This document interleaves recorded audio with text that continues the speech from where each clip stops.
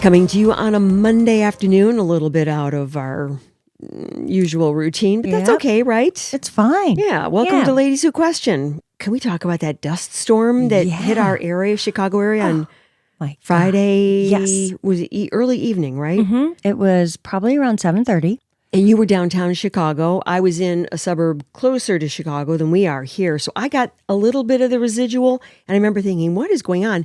And I'm sure you got it on your phone. It said dust storm alert. I didn't get one. Oh, but I did. Everybody else, I was at a party in a high rise on a roof deck in Chicago. Yeah. Right in the middle of where the dust storm hit. Well, that was the epicenter, as it were. Oh, was it? Yeah. Oh. Chicago. Yeah. It was. And everybody's phone starts blowing up. And they're all looking at their phone because it's a weather situation and they give you alerts. Don't go anywhere, stay where you are.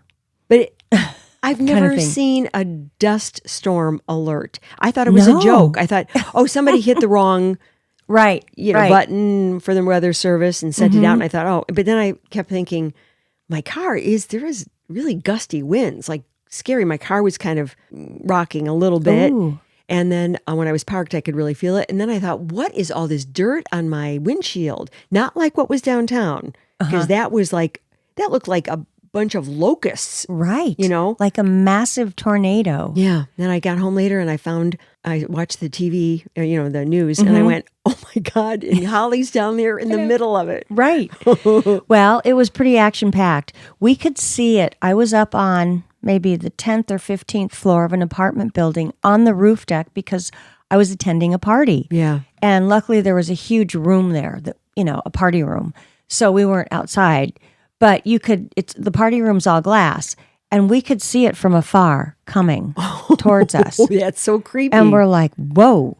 But of course, everybody wants to go outside, and be a part of it and video it. So I do have a wonderful tape of this that we'll put on our Instagram. And it started coming, and it got darker and darker. And then way off in the horizon where it came from was these like magical pink skies. And it was gritty and super windy, and it just was so weird. Yeah, it was almost like a movie set, or like it just didn't seem real. Yeah, I was agree. Happening. I left my windows open just a bit, so I had all kinds of grit and silt or whatever inside on the windows. On the sill, on the windowsill. I went, whoa. And then that's when I saw the news and I went, oh, but I knew that where we were. I mean, up here, I don't think that we got the least of it. You got a little bit. But holy moly. Well, anyway, people had to wash their cars twice, I heard, and hose off their outdoor patio furniture twice. They did it the night of, and they also had to do it the next morning. So it's basically never occurred in Chicago before since the 1930s. Oh, the Dust Bowl. The Dust Bowl, yes. And it was caused by strong winds, dry condition, central Illinois. It came from central Illinois, sweeping through farmlands and just picking up dust from miles and miles away. And it got stronger and stronger as the wind increased. And it just kept accumulating more particles. Well, there's so much farmland in central Illinois. There is. And so I feel bad. I hope the crops that the farmers, have, I hope they weren't damaged, but all that topsoil lost. Oh, that's a shame. Right, exactly. Yeah. And so it was just a strange phenomenon, and we're going to contribute it to climate change. Yeah. Because it's another one of those weird weather patterns that you don't see, and we haven't seen for 100 years. Yeah, yeah. So, anyways. It was just, I thought it was worth mentioning. Just creepy weird. Yeah, while you were doing that, I was getting my Shingrix shot. The second one for the shingles. It's called a Shingrix? Shingrix. Okay. Shingrix, yeah. But I got my second one for, to make sure I didn't get shingles. Right. Because, oh my gosh, I've seen a couple people who've had that. And, oh my gosh, it's worth getting the shot, even though getting the second one was not as easy as the first. Yeah. The second one kind of got me. I mean, I had a headache. It woke me up, the pain in my arm. Gosh. I mean, I'm a wuss anyway, but still, in the middle of the night last night, I was rocked awake by the pain, and I went, oh my gosh, what happened here? Oh, and I'm like, and a headache. Oh, dear. But I'll tell you what, that's nothing compared to what I've seen people who get shingles. So no complaints, but just FYI for any of you baby boomers out there or anybody who's, or I guess what would that be? What is after us? The millennials or Gen X? I don't know. Who comes right after us? I still don't get that. I don't either. I think it's, I don't know. I think it's Gen X. Okay. Well, millennials, they would be millennials would be coming of age around the millennial, right? Oh God, forget it. We'll have to talk about that. And we did do a time. podcast on it, so you can look 3 it up. years ago, right? You can look it up and see where we stood on it. Don't expect us to have actually learned something from something we discussed at length. Right. We had it all mapped out for the last 6 or 7 generations. Oh God, I can't even remember. Well, anyway, I would strongly suggest anybody get that, and if they don't want to, then let me tell you, you do not want to live with the consequences. No, absolutely not. Yeah, I've seen it firsthand with people I know. Anyway, that was kind of my own thing. Now, last time we were together, we talked about, or I think I brought up, because I saw something about you-know-who from The Golden Bachelor, the first one. You-know-who. Yeah. Yes. But this, you have something we have you a said little tidbit on the new Golden Bachelor, right? Upcoming. And we mentioned something on our last podcast, Mel. Owens? Mel Owens. He's 66 years old, and I wanted to see if I could find any dirt. Yeah. Well, this isn't really dirt, but it's going to dictate who he's attracted to. Oh. His current wife that he is divorced from, and they were married for 19 years. Gee, that's not a very long 20 years. Wedding or long marriage, is it? For if he's 66. Right. So he didn't get married until his 40s. I would say so. Yeah. No, I could be wrong. He got divorced in 2020. So he's only been divorced 5 years. Oh, okay. I'm sorry. I don't know. At least he's had 5 years of being out there before he's going on this show. Exactly. Because you need time afterwards. And he has 2 children. I think they are 2 sons, 20 and 18. Okay. So he is kind of an old dad for young kids. Yeah. Well, this explains it all. His wife is 19 years younger than him. So that's what he'll be looking for. He's only 66, so I'm wondering what ages the women are. I bet there'll be a lot of women in their early 50s. Yeah. Because if he likes them... Well, I think he likes them really young. So. Well, 20 years. Yeah. Right. And one thing he did say in the profile, I like them fit, meaning you're looking for a hot young body. So that's all I could find on him so far. But I'm going to continue to see if anything comes up. We'll keep you posted. I got to say, just that little bit of information portends that there is much more to be found. Mm-hmm. Because there's going to be... Oh, yeah. So, he was a football player, so he was like probably milking that. Yep, I would say so. He played for the LA Rams. He was an ex-linebacker, and he's 6'2", and he's got a very fit body.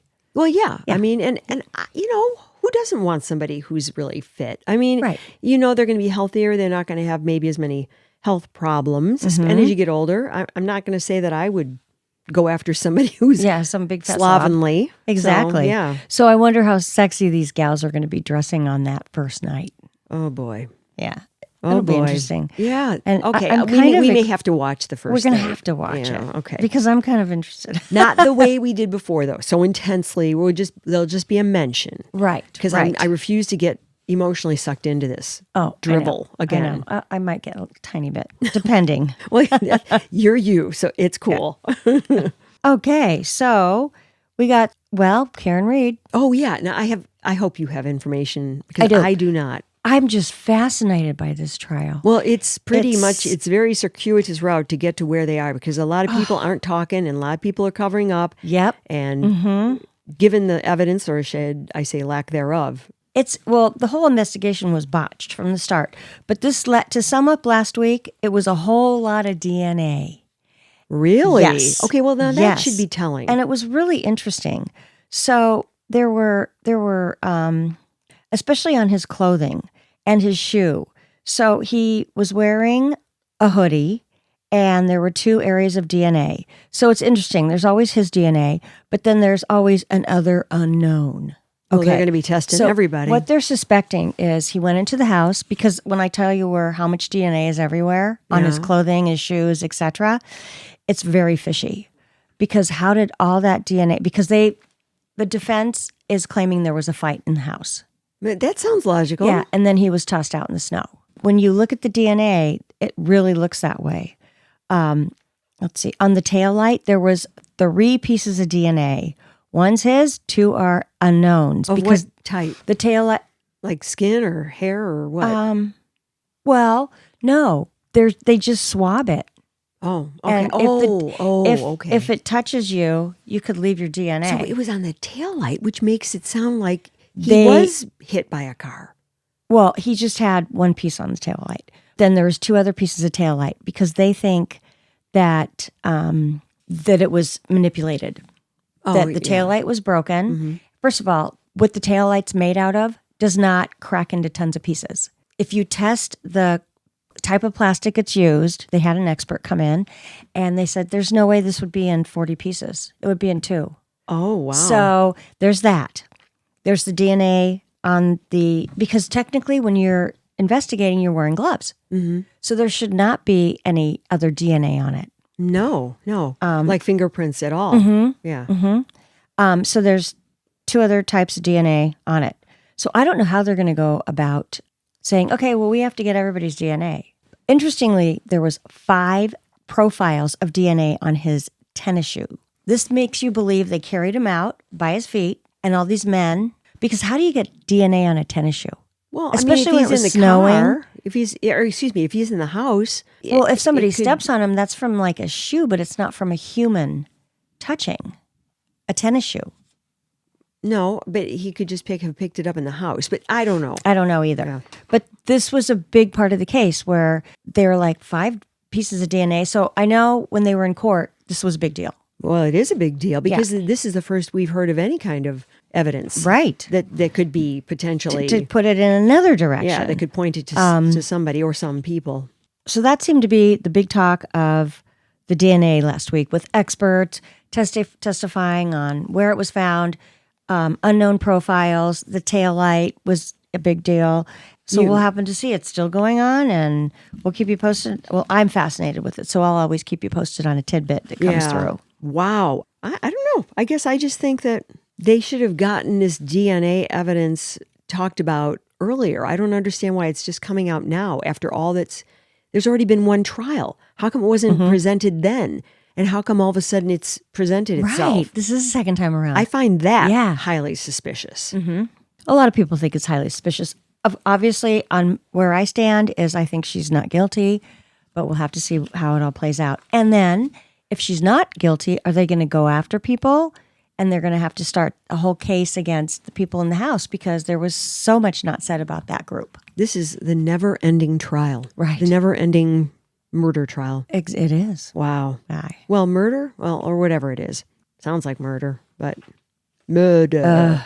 Okay. Well, anyway. Oh, what was this thing you said something about? You said we needed some happy stories, and I completely concur. And you had something about a little boy? Little girl. Oh, a little girl. 10-year-old? From Sunny Skies News, which I love that name for Sunny Sky News. And if you go to positive news stories, you can find so many things that'll brighten your day. So it's positivenewsstories.com or something? No, I just Googled positive news stories, and then about 10 different outlets have positive news stories. All right. So I love that.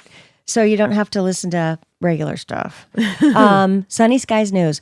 Now, it'll be interesting to talk about this too. A 10-year-old girl just earned 2 college degrees at a junior college, I must add. 10-year-old earned 2 college degrees? Mm-hmm. 2, what do you call it at junior college? Associates. Associate degree. Two associate's degrees. She started college when she was 8. What? I know. We'll talk about it. And then she graduated, and this is all in San Bernardino, California. She's the youngest ever to graduate across the commencement stage at this college. Degree, or probably anywhere ever. Right. Her associate's was in multiple sciences, mathematics, and she had a perfect GPA. Okay, those were my 2 toughest subjects in college, period. I think I flunked science a couple times, biology. Wow. And math. Oh, no, I can't do math. It's too abstract. And she was, her quote is, "I enjoy learning. It's so much fun." Oh, well, gosh. Yeah, when you're good at it, or when it comes completely naturally. Exactly. She read at 2 years old. She was doing algebra at 5. So she was born with this kind of brain, I think, and where she loved learning and she liked hard stuff. Yeah. She wants to work in the AI industry. Of course she does. Of course. And she is applying to go to Stanford right now. Well, I'm sure they will grab her. Oh, of and course she they will will have a full ride. But how difficult is that? You're 10 years old and you're at a college where you shouldn't really be until 8 years later. I mean, right. I mean, just the maturity level. So do her parents move up to the town the college is in? They're going to have to. She can't be there alone. Right. She'll need a guardian. She's a child. Right. Right. So there'll have to be special circumstances. But I wonder how this affects her entire social life, or if it doesn't bother her because she loves learning so much. Well, I'd like to see an interview with her. Yeah. And just see how she behaves and how she interacts with the interviewer, or if they show little vignettes of her life. I'd like to see how that is. I'll bet she's just so absorbed with the learning process that maybe. I think so. I hope she has some friends, though. Well, when I saw her, she looked like a darling little girl. And I don't know about the socialization. Yeah, just blessed with natural curiosity and a big brain. Wow. And she'll probably be studied and monitored like as a prodigy. Yeah.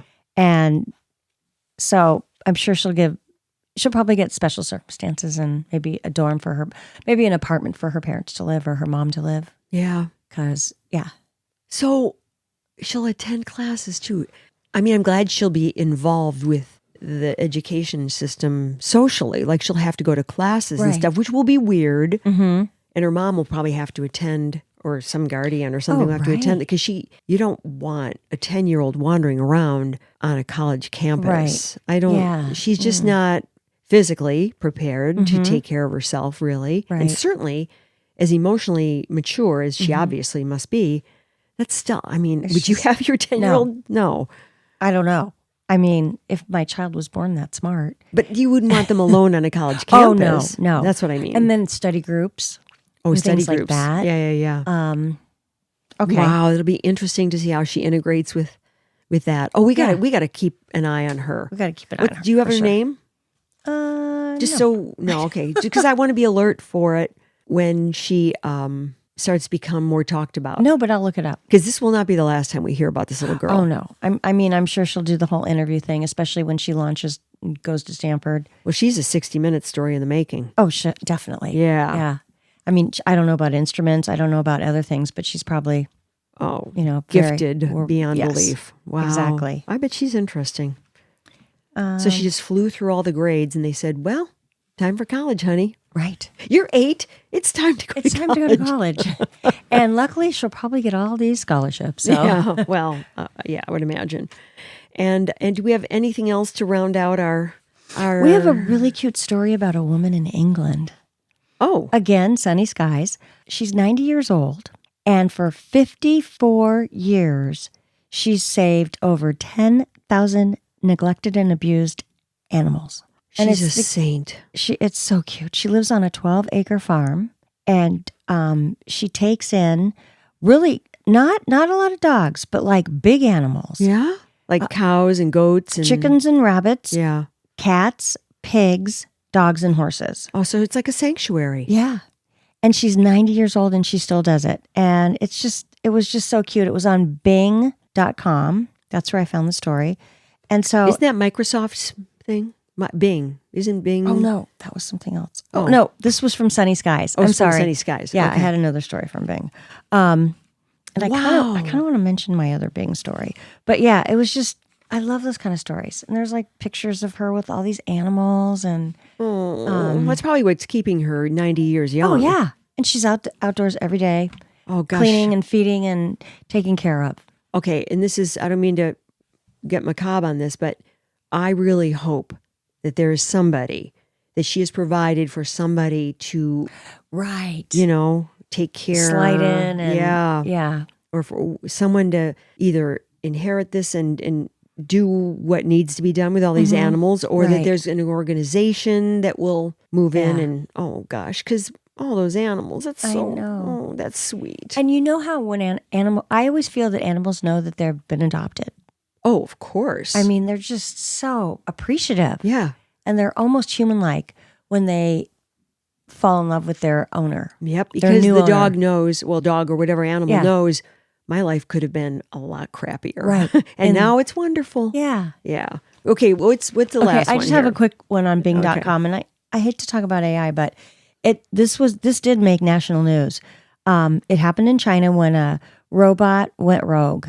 The robot had gone crazy, attacked an engineer, knocked over a computer, and cut the power supply. See, everything that we've feared that was going to happen has happened.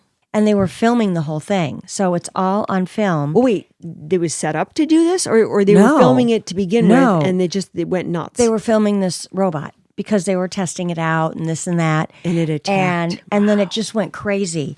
And robots are really strong. And the programmer was freaking out. And then they just had to cut the wires. Well, what if you're at home and you have your housekeeper robot and it starts to go nuts and you can't get to where you have to turn it off or on or wherever, and it kills you. Yeah, well, it looks like that could happen. All it has to do is take a knife, because we're teaching them how to cook. We're teaching them how to use weapons. We're teaching them everything. Oh my gosh, that's right. Chop these vegetables, Herman, or whatever you want to call them. Yeah. I mean, I already see a movie out, robots attack. But isn't there a show about that? Attack robots? I could swear I saw. I could swear too, yeah. Yeah. I won't watch it because it'll flip me out, but but enough's enough, you guys. Okay. So well, that's our program for today. Attack robots are real and it's on tape. Yeah. Excellent.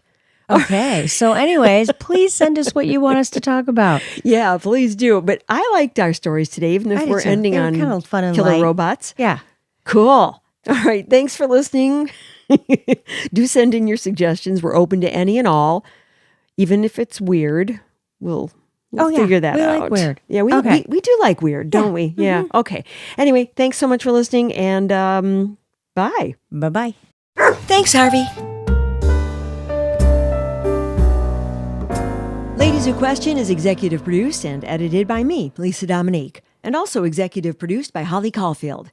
Holli also does most of our research, and Claire Caulfield is in charge of technical assistance and social media. Music, My Lionheart.